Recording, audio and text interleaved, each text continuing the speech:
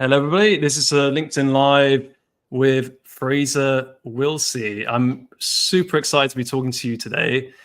Fraser's been working within sleep clinics for over 20 years, like literally on the ground, dealing with people with all sorts of different sleep issues. So I'm very great to have you in here today. I've got a lot of questions that have been asked to me prior to this call that I want to ask you. So first of all, if you want to quickly introduce yourself, Fraser, and also I'd be curious to know how your sleep was last night, but I'll let you take the stage. Hey, Matt. Yeah, happy to be here. I always like talking to interested folks about sleep and the sleep lab process.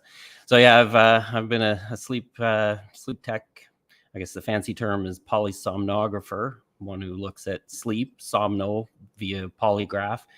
It's actually, I think I'm coming up into 25 years this summer. So yeah, I've been at it for a while, working primarily nights, but also, you do work a few day shifts during at the sleep lab. But yeah, primarily we're like astronomers. There's way more to see at night. So that's where we end up having to live at least part of the time. But we're kind of a smaller sleep lab, I guess, where we have a 6-bed lab, 3 of us techs on at night. And so, yeah, we got a range of patients coming in to see us. So you never know what you're going to get on any given night. But I know it's kind of an interesting, I don't know, it's kind of a lot of people come in a little bit nervous, not knowing what to expect. So, I think that's the measure of a really great sleep tech, where you can really make a first person feel comfortable, and we can do the technical side, get the good recording, but yeah, make them feel comfortable enough to let their guard down enough to show us at least some sleep. It doesn't have to be their best night's sleep ever, because it probably won't be, right? But as long as we can see some sleep, we can see what's going on and get a good reading out of them. Mm-hmm. And I mean, on that note, I think there's a lot of people out there who, let's say, might struggle with their sleep, and they consider to maybe go to a sleep clinic, but they just don't know what it is. They worried having all these things put on them. What does it mean? How long do you need to stay there? So just in simple terms, could you just describe what a sleep clinic is and why people should go and what they can expect? Right. So yeah, sleep clinic has an overnight, recording capabilities to have a person come in to have their sleep analyzed and looked at. So yeah, the doctor orders the appropriate test for the patient. Usually, it's just kind of a diagnostic sleep test, where yes, we have a bunch of electrodes on them. Everything just on the surface of the skin, so nothing painful involved, but it is kind of a little annoying having these wires stuck to you, and most of them are kind of on the head and face area, a couple or several for brain waves, a bunch around the eye, or one beside each eye, a couple on the chin for muscle tone and teeth clenching. Usually, there's wires on the legs too, to look at limb movements, sometimes on the arms. And then there's a bunch of respiratory equipment to look at a person's breathing, since sleep apnea is such a commonplace sleep issue. We let's see, usually have people come in around 9 o'clock, and we get them set up with the equipment and get them off to bed at their usual time. A lot of people kind of are worried that they're not going to get their own room. For example, they think they're going to be lined up on a bunch of gurneys with the other sleep patients. And I think it's pretty much standard practice where everybody has their own room, because, we do get some pretty significant snorers, and that wouldn't be a good combination with an insomniac, let's say. So everybody gets their own room, we monitor them overnight. Sometimes we're doing CPAP studies, administering positive airway pressure through the sleep mask. So, a lot of people are kind of intimidated even just to seek out that referral from their doctor, just because it is kind of a mysterious sleep tests that, not everybody has the greatest experience at the lab. It is a weird place to sleep. And so maybe they've heard stories from others where it's, not the most pleasant, but usually it's not too bad. I mean,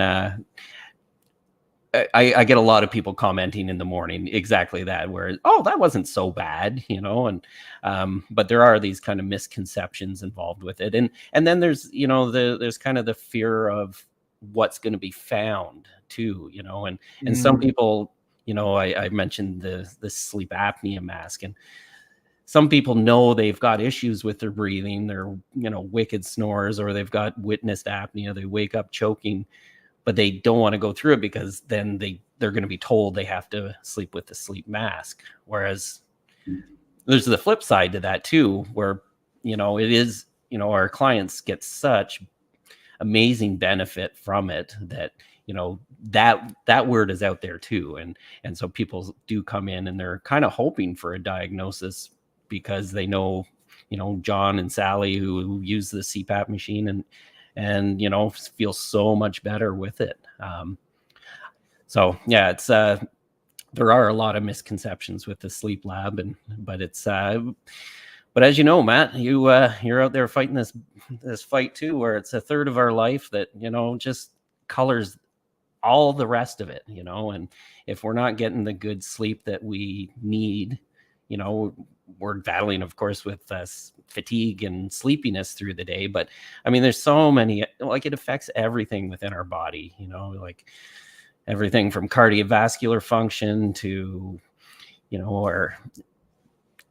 our ability to lose and, maintain a healthy weight, and, our ability to repair muscles in our sleep, even preventing dementia, through the lymphatic system, where it kind of cleans out the brain as we sleep. So, I mean, if you're not sleeping well, you're not living well, right?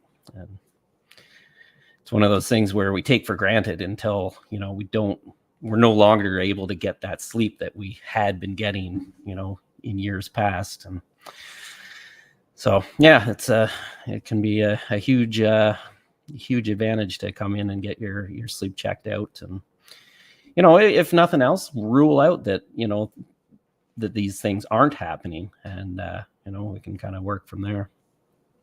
Yeah, I think certainly it's taken action. And I mean, the reason I'm so passionate about sleep is it's changed my life. I feel I'm living a second life nearly these days. It's like being born again, like being able to live every day without being tired most of the time. So it's not, maybe it's a subtle boast, but on most of my life, my sleep was terrible. Terrible energy levels. I was extremely inconsistent. I struggled a lot with procrastination, weight loss, all sorts of things, which it's like now I'm living life on easy mode. I'm living a life in hard mode because I'm an entrepreneur, so I'm kind of even it out maybe. But that's how it is for me personally. So this is why I'm very passionate about it. I had quite a few questions, and I must say, anyone watching this, if you have a question, you can write it into the LinkedIn event or onto the YouTube Live, and I'll be asking this during it. One question is, a lot of people are using trackers now, so Aura, Garmin, things like this. How do they compare to the equipment that you guys have? Well, so yeah, they don't provide as much information, but I'll admit I don't have personal experience using them, but I have had clients, and almost every client, well, not every, a lot of our clients, are into sleep tracking because sleep is an issue for them. And they, everybody kind of wants that little window into what's going on overnight, right? And that does allow us all to be like kind of home polysomnographers. But I will say I've asked people to come in with a printed out copy of their night that they spent in the lab, because they have their watch on that night too. And I encourage that too. I say, like, if you're curious about, how your sleep tracker is doing, when you come into the sleep lab, wear it too. And then we can compare, what data they had on their sleep tracker to ours. And I'll admit, I'm not sure which brand this one was, but it was one that broke it down into sleep stages. And I'd be darned, I looked up against our gold standard staging, and it was kind of bang on. Like it nailed the REM periods, the deep sleep periods, and so they are very they are getting really good and accurate. Even some that track oxygen drops. I did see one where this person's oxygen dipped at the same part of the night that we saw it as well. So yeah, they're getting pretty good. They I don't know. I don't know if my job security might be in trouble here, but it's a good thing. However, the sleep tracking, you can overdo it too, right? Where it can kind of cause its own form of anxiety if you're not getting the results that you want to see, and we kind of get them without context too, where it'll break it down into stages. But let's say somebody only gets a little bit of REM sleep, and it's really late in the night, takes them a long time to get into it. That kind of leaves the person coming away feeling like a bit of a loser, and I can't get into REM sleep. Well, maybe that person's on a medication that suppresses their REM sleep, and they're getting exactly how much REM sleep you should expect for being on that medication. But so there isn't really all this context that comes into it, but yeah, they're pretty impressive in their technology for sure. Moving to like the results. So obviously you get the patients get the tests, you get the results. What's the normal course of action? Is it just about sleep apnea, or what else are you learning about someone's sleep from this? Right. I mean, we're ready to, look into and, diagnose every sleep disorder, of which there are hundreds of different sleep disorders. Sleep disordered breathing is kind of the most prevalent one. There is more awareness about it. People do get referred more. There's a lot of kind of telltale signs like hard to explain hypertension, diabetes, obesity. There are different, light or health factors that kind of steer a person. But I mean, so the sleep apnea patient, usually, like I suggested, the mask or PAP therapy is usually the first thing that's tried. However, it's not for everybody, and unfortunately, these days there are more treatments available, and including last week, you had a very interesting talk with that sleep doctor, Dr. Federici. Sorry, but who, talked about the the use of oral appliances in sleep apnea. So that's a really good viable option. And then there's even other things on the market these days that. So I mean, sleep disordered breathing is a common one, but we do get a lot of people presenting with their chief complaint being insomnia. We kind of that is a trickier and a more ongoing treatment that's usually required for insomnia. Our lab actually doesn't do CBTI. We are looking to get into that, but right now we kind of refer out to CBTI specialists within the city. So there are, sometimes there are referrals that are made.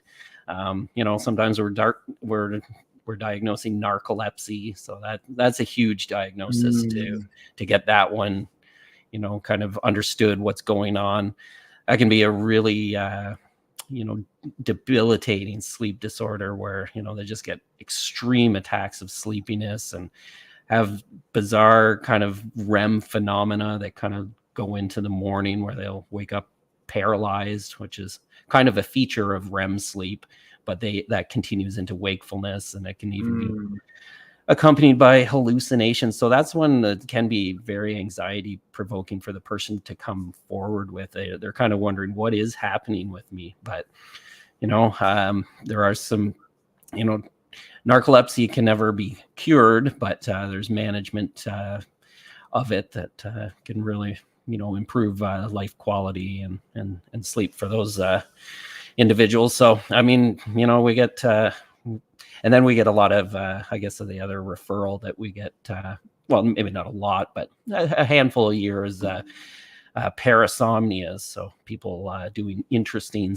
things in their sleep walking, sleep talking, sleep terrors, REM behavior disorder, where they're kind of acting out what's happening in their dream lifetime. So yeah, those are important ones to get diagnosed, and just for the safety of the patient and the bed partner. Interesting. Another question I had that came in is, I've heard from quite a few people that they think there's a bit of a gender divide between people who are actually getting their sleep checked. So I've heard where a lot of sleep clinics, it seems like it's more women going than men. So do you think it's an issue of men just not going out for help? Men are less willing to go, or is this maybe just something you've not seen yourself? It's interesting you bring this up, because I've been talking about this with this other sleep friend of mine, and it is definitely a thing. I feel, I feel like it's not terribly uncommon for us to mention at the sleep lab. It's ladies' night, being that all of our clients are women, whereas it's much rarer where I find it's men's night, and just I don't know. I've been kind of tracking it recently, and definitely I am finding more women come through. And why is that? Yeah, I mean, is it the old adage that where real men just tough through it, and don't kind of come forward with these kinds of things where it might be a sign of weakness or whatnot? Whereas women are maybe a little more proactive in taking care of their health, and perhaps are a little more susceptible to sleep disturbances. However, also, there has traditionally been a big gender bias against women, where a lot of the sleep research, for example, has been conducted on men. And some doctors are maybe a little more hesitant to send a woman to a sleep clinic. You're not a man. You don't snore or have sleep apnea. Well, that's just rubbish. It can affect anyone and anybody, and but sometimes they're a little quicker to say, well, maybe you're menopausal, so this is what to expect. Well, yes, but there are huge sleep ramifications of menopause that should be addressed and looked at, including the emerging increase in sleep disordered breathing at that time. And so, I mean, I guess I'm saying it's maybe a good thing that we're seeing so many women coming to the sleep lab right now. And then getting back to men, I guess there is sometimes this, I don't know, this bravado with where I don't need help, but also this thought that I actually sleep really well. Like, I fall asleep at the dinner table. I even fell asleep on my drive home after work. Sorry, I don't mean to make light of that, but or just that I'm asleep the whole night. It's my wife who needs to come in, and she complains about my snoring. She's got insomnia. Well,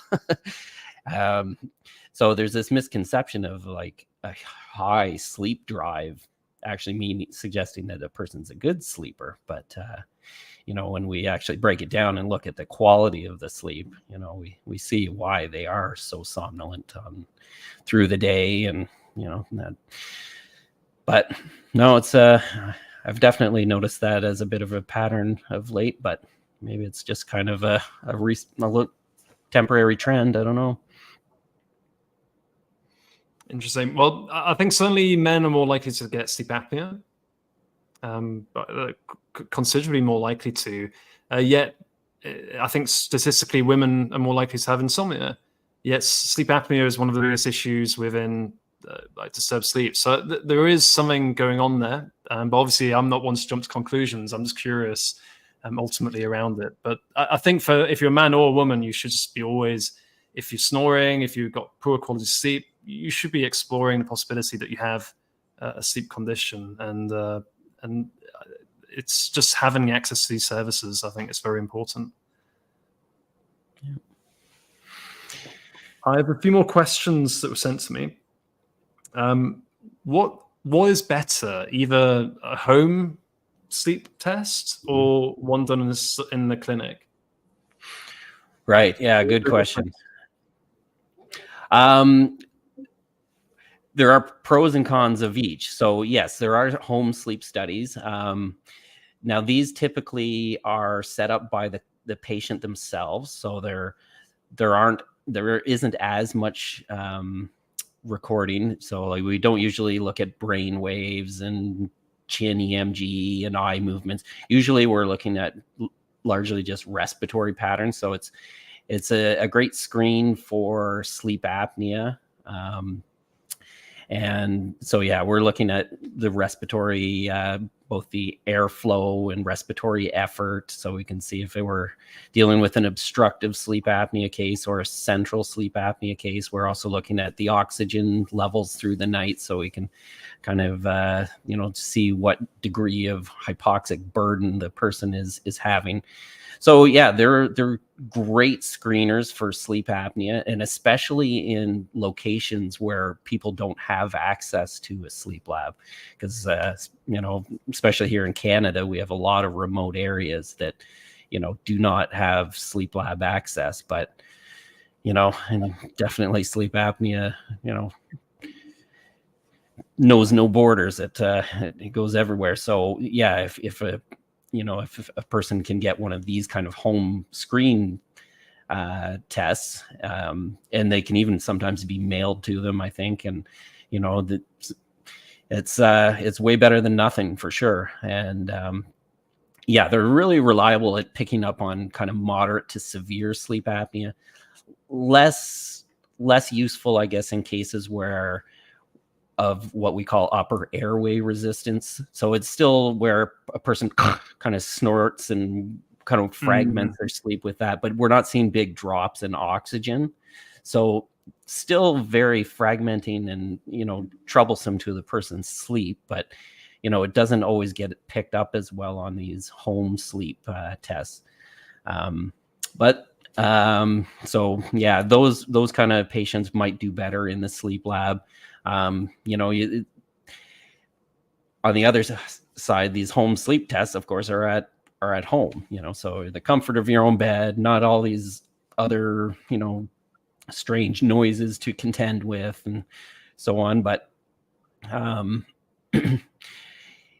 yeah, but we do actually even, sometimes see people, they come in and they sleep actually even better than they sleep at home, and they're usually more surprised. Well, not always surprised. Sometimes it's an environmental situation where they're away from that snoring spouse beside them, or they don't have their young kids coming in the room all night. Or you do get these kind of people who show a bit of a paradoxical insomnia, where at home, right, we're conditioned to our own bedroom and our sleep environment, and sometimes you get these really negative relationships with the environment. Or even I've heard people say, I hate my bed, and it's not because it's uncomfortable. It's just, it reminds them of that nightly fight to, get to sleep. And so you actually bring them into a new environment, and they don't all have all those preconceived, negative associations. And surprisingly, sometimes even these insomniacs, have quite a good night's sleep with us. And they almost feel a little embarrassed. It's like bringing the car into the mechanic and not have it make that funny sound anymore, On that note, then, for the people who you see who, let's say, don't have sleep apnea, don't have some medical condition, which I guess must be I'd hope a certain percentage, a decent amount. What do you believe are the main causes of their sleep issues? Well, I mean, yeah, that's a good question. I mean, you do see a lot of people who just, stress, right? It's a huge thing. And a lot of people, we always preach within the sleep world, well, you want consistency, especially, of waking and sleep times. But a lot of people don't have that kind of reality in their life. They're students, and have some late night classes, some early morning classes all over the place. They're, the chaotic life of the student, but some people's work lives are like that too, where I work, 9 to 5, Monday through Friday, or Monday through Wednesday, but then Thursday, Friday, I'm working nights. So you don't even get this consistency in your day. So, and I mean, so you do get a lot of people in those situations. A lot of people with. Now, our sleep lab is I call it a bit of a unicorn, at least within our city. It's housed within a mental health facility. So we do definitely get a lot of people referred to us. Now, I guess I don't know if we get more than the other sleep labs in our city, but with my experience, we get a lot of people with anxiety and depression. And, so there's a lot of, comorbid mental health issues that, and I think in general, like mental health issues are on the rise, and there's so many different causes of that. We have 4 or 5 different shows in that alone, but we definitely see a lot of people in those kind of comorbid situations too. So it's it's a battle. And I've got another question for you. Let's give you a moment. Sorry, I had a phone call coming, but never mind. So I'm right in thinking you're a shift worker in terms of how you work. You work night times at the sleep clinic. So I guess that puts you in quite a unique position of being a sleep worker who's actually an expert in sleep. Therefore, I'm just curious what advice you have for shift workers, the people who are working nights, doctors, nurses, factory workers. It's a decent percentage of the world's economy. So it'd be good to know maybe what's worked for you and what you'd put out there. Yeah, great question.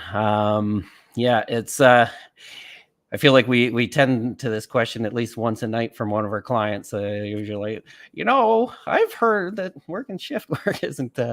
So we end up being the patient for a while and kind of justifying our existence. But I mean, shift work is tough. It goes against our years or like eons of evolution. That light means awake, dark means asleep. Obviously Thomas Edison had his hands in that, and now that we can be bathed with all kinds of artificial daylight, but yeah, it's I guess my overriding advice is don't do shift work. I know you want to be a sleep tech just like me, but be a sleep tech for a while, stay in school, be a sleep researcher where you can analyze it during the day, and but I know that's not the reality for everybody. And I guess I kind of jokingly call myself a vampire, where we kind of have this negative or poor association with daylight. And my drive home, I try and get on my blue light blocking glasses as much as I can, and we'll kind of avoid that sunlight is coming home. And then, your sleep bedroom should always be optimized for sleep. But when you're a shift worker, way more so, right? You got to really invest in some, good, light blocking curtains. You got to eliminate those sources of noise during the day. And then I guess there's those practical things overnight too that everybody should adhere to as well. Not to, have caffeine too late in your shift. Even, probably knock off eating and drinking before your shift ends, just so you're, kind of in the best state to sleep as you can. And really to prioritize your sleep during the day. I do hear about some people who are like, oh, I got to get to sleep really early because I have an appointment at 1:00, to do. And I mean, that is the challenge in working shift work, is that, you can't go get your hair cut at the normal times and different things like that. So you can't completely avoid certain kinds of appointments. But I guess I really stress to really prioritize your sleep, because like, in our case at the sleep lab, we're not too much good to helping other people, get their sleep checked out if we're bagged ourselves. So yeah, but it's a challenge. Yeah. Well, I mean, it's you're kind of one of the unsung heroes in the sleep world in terms of like you guys are sacrificing your own sleep in some ways to help other people sleep. So I'm very grateful for that in a way, and I think a lot of the patients would be. In terms of some of the comments, so I think nothing direct. I think Nick was saying he's just saying you like wiring people up at night in the hospital. He's just he's having some fun, and they're also saying about the AI effects of, you mentioned the possible change with the trackers, but I can know for sure that the Garmin Aura, from what I understand, they're about only 50 to 60% accurate on REM and on deep sleep, and in terms of actual accuracy in terms of overall sleep, it's something like 70% at best. And even then, I think they're not the best at tracking sleep apnea because they're not really measuring the breathing and everything else. There's a lot these things aren't telling us. So I think we've got a long way to go on that note. But it is good that we're having some progress. Now, what I propose we can do, I know you have a little presentation of some of the technical aspects that you'd like to share. We're a bit worried that it's not going to work from a technical perspective due to bandwidth, but we will give it a short go. And if we are going into technical issue, we'll stop. I'll have one more question, and then we'll probably call it the end of the session. So do you want to share your screen with us, Fraser? Hopefully we'll have no issues, basically. Yes, we'll try it. Everybody cross your fingers. So I'm in Prague, you're in Canada, right? So it's not the easiest. I know I don't want to jinx it, but so far we're doing pretty well here. Okay, so I have your screen. All right. Is anything coming up? It's loading. There we go.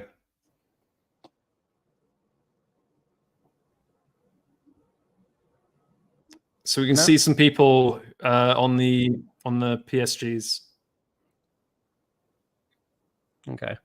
So yeah, that's just kind of a fairly standard looking set of sleep lab setups, where a bunch of wires taped onto strategic little parts, respiratory sensors by the mouth and nose, and then you see on the gentleman at the bottom there some respiratory bands looking at his chest and abdomen efforts to breathe. So it's kind of, basically what a person would expect to come in and sleep with. So yeah, a little hindering, but I guess we're fortunate where our sleep patients are quite sleepy folks, and they can put up with it. We end up with getting these nice tracings. So this is an example of a person who's awake. These tracings kind of speak to us kind of immediately as sleep text, but I'll go through what we're looking at there. The top of that, where there's kind of little sharp points, those are the eyes as they're blinking. So even with our eyes closed, we tend to blink our eyes. Then we see the muscle tone from the chin. We do EKG. Are you hearing me okay? I'm hearing you fine. Yeah. Very interesting.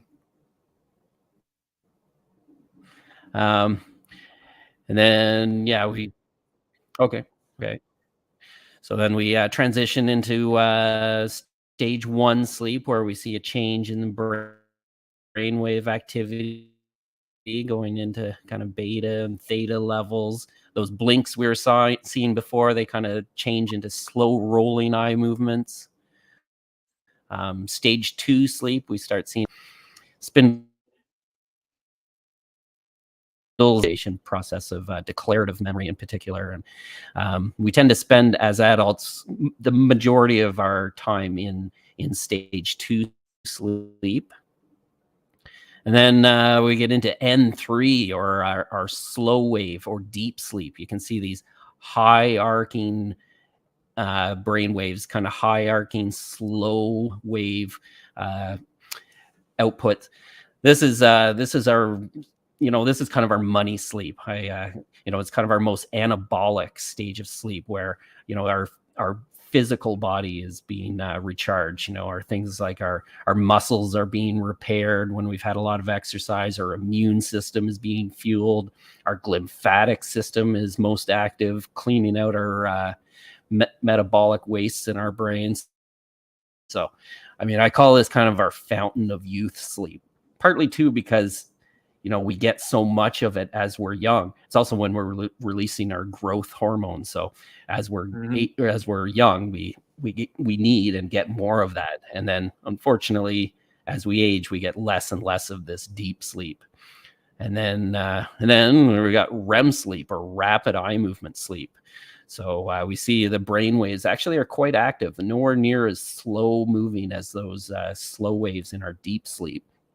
So this is actually, it's also known as paradoxical sleep. Partly because, on one hand, we're almost paralyzed in REM sleep, so we don't act out what we're dreaming about. You can see the fourth and fifth channels from the top. Those are our eye channels, so you can see those are the rapid eye movements. It was and so, yeah, that's a really fascinating stage of sleep. I've heard some people say there's basically 3 states of being within a human. There's wakefulness, there's non-REM sleep, and then there's REM sleep. And it does, I've seen some amazing things where, breathing patterns completely change in REM sleep, for sometimes the worst in terms of obstructive apnea, because our muscles are kind of paralyzed. We obstruct even more in REM sleep. Whereas somebody with central sleep apnea, it basically goes right away in REM sleep, whereas there's just kind of a different driver of our breathing mechanism in REM sleep compared to the other stages of sleep. And I love the story of how REM sleep was discovered. It was by this guy, Eugene Nazarinsky, who's kind of connected with Kleitman, who was another famous sleep researcher. He was doing some home recordings on his son, and he was recording away, and he saw these weird bursts of activity, and he's like, oh, well, okay, my son must have woken up. So he goes into his room, and lo and behold, he's still dead asleep. So what he picked up on were those bursts of eye movements. And so that kind of gives us this paradoxical, where on one hand, we're kind of in a deep state of sleep, but it is actually a very active brainwave state. We wake up out of REM sleep quite quickly and easily. We get these kind of pictures of the person's night. So the top one is a hypnogram of a young adult, with a nice sleep pattern of good deep sleep in the first third of the night, and then the REM periods up in the red. In the middle there, that's kind of a stereotypical hypnogram of an older adult with a lot more sleep fragmentation, a lot less deep sleep, unfortunately. And still some REM sleep, but again, kind of sleep fragmented. And then randomly at the bottom, that's a hypnogram of a horse. And so I'm not sure if that's a standard horse sleep or not, but anyway, kind of a random page. It's interesting at the comparison. I think you mentioned a good point that people's deep sleep does drop as you get older, right? I was reading, I think once you're 65, you only get 15, 20% of deep sleep you would.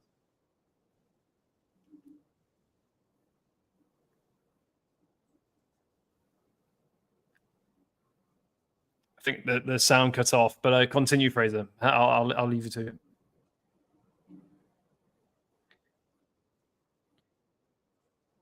it. Sorry, what you're saying? You kind of cut up out there a little bit. Continue. We can leave this for another time. Or am I cutting out? Or we'd monitor without CPAP half the night, and they had very severe sleep apnea, and then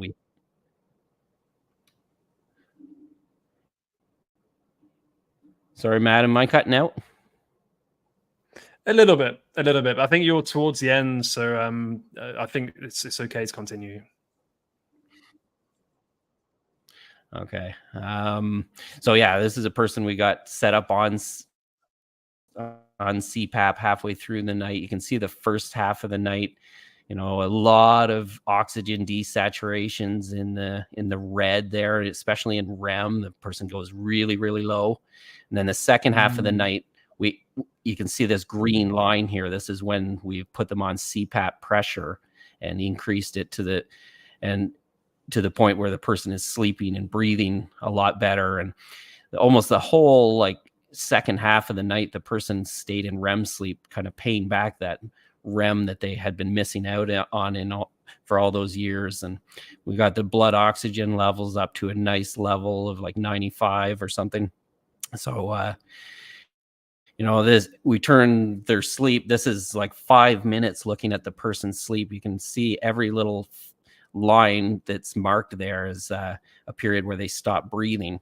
So we turn that kind of sleep into this kind of sleep where you can just tell it's not as busy, right? And they're breathing more regularly without disruption, and their blood oxygen levels are good. This is the person's in REM sleep. So these are really rewarding kind of cases where we know they're going to experience huge gains. I honestly do hear people refer to their experience at the sleep lab as being life-changing, and in a positive way, of course. I do have a little bit more, but we're probably getting a little pressed for time, so I'll maybe come off of the presentation.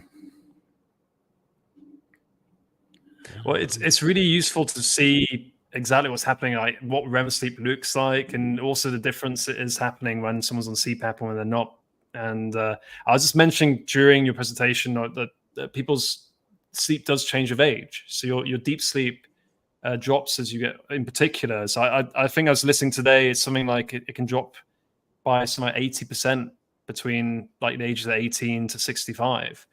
So I think it's, especially as we get older, it's that much more important to prioritize our sleep, because you're going to get less and less of the good stuff, should we say? And so that if you don't kind of prioritize it, then it's going to get even worse. So that's kind of a lesson I've learned myself, but also I teach to people. But it's very good to actually see exactly what's going on there in the detail. Right. And I mean, I guess that comes with sleep coaching a bit, is the expectation on kind of where we are in our lifespan, kind of what kind of sleep we should be expecting at the age that we're at. But I mean, yeah, to the individual, right, we always remember when it was good, and we want to get back to there. And yeah, maybe we can't completely, reverse time, right? But sleep is one of those things where there's no one silver bullet, but it's a lot of, doing as many of the things right as we possibly can to, give ourselves the best odds to get the best sleep we can. I mean, for me, there's a lot of people out there who struggle with sleep, a massive percentage of populations, because we know for a fact there's about 40% of people who are undersleeping quite significantly. And when I say undersleeping, by sometimes more than an hour. And I think a lot of people do want to improve their sleep, but the problem is the message they get is very convoluted. It's very confusing. So it's try this supplement, try this tech, try this, try that. They're being bombarded with different messages. Therefore, they often don't know what to do. And as you say, that there is rarely a silver bullet. The only real way is to really understand how sleep works, and then methodically attack the causes of where it's coming from. And one of the causes is sleep apnea in many cases, and often having going to get your sleep checked is one of the most sensible things you can do. So I'm very grateful for you kind of raising that to us. And I think if anyone is interested to learn more of the technical aspects of sleep clinics, then you should definitely follow Fraser on LinkedIn. And I'm sure if there's any comments later, I think we answered all the questions we had or had before. But if you still have comments, you can leave them in the event, and we'd be happy to check on them bit later. But yeah, so super grateful for your time. Looking forward to see more content and posts, and especially on the technical things. Very exciting to see. And any leaving remarks? I guess first off, just thanks for getting me on, Matt. This has been fun. I always like nerding out and talking on sleep to an attentive crowd. So, but yeah, I mean, I guess I feel I've got a very privileged seat, getting to have seen so much sleep and sleep clients over the years. I mean, in a way, it's like we basically spend one night with them, and then they fly off, and we hope the best for them. The doctors, of course, follow up with them, but it's an interesting job. Again, the night shift isn't for everybody, but I know we help a lot of people, so it's really rewarding that way. And but yeah, if you have concerns about your sleep, I wouldn't hesitate to get a sleep study done. Push your doctor. If they're not going to refer you, talk to a different doctor. Maybe it works differently and depending where people are, but until you kind of see what's going on underneath the hood, it's hard to really address what's going on. So don't I think you'll find it an educational experience. It's funny that some people come in and they're like, "Oh, you must have the most boring job in the world. Like you have to sit there and watch people sleep." But I don't know. To us, like we're kind of nerdy about it, and we even if it's kind of a boring sleep, if they're sleep, there's lots of cool stuff to see. I don't know. I kind of fell in love with watching those brain waves as soon as I first started in the lab, and it never gets old. So yeah, it's a bit like people who do trading. They get addicted to the bars and changes in the stock market. Maybe it's the same thing, right? Well, there are a lot of stats for sure in sleep. Awesome. So I'm going to end the stream here. So thanks everyone who dropped in, and as I said, any comments later, we'll be happy to answer.